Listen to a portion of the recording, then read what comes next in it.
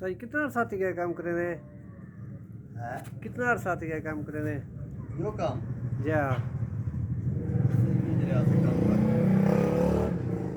अच्छा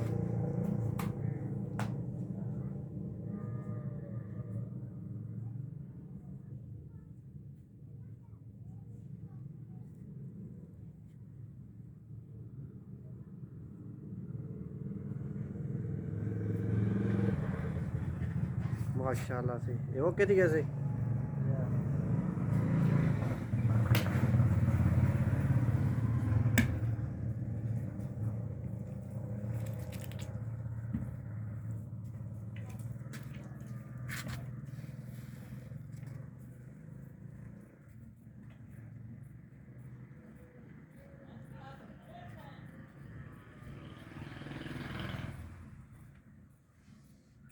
ये वैसे कितने बना गए थे मैं है दीवे कितना बन मैं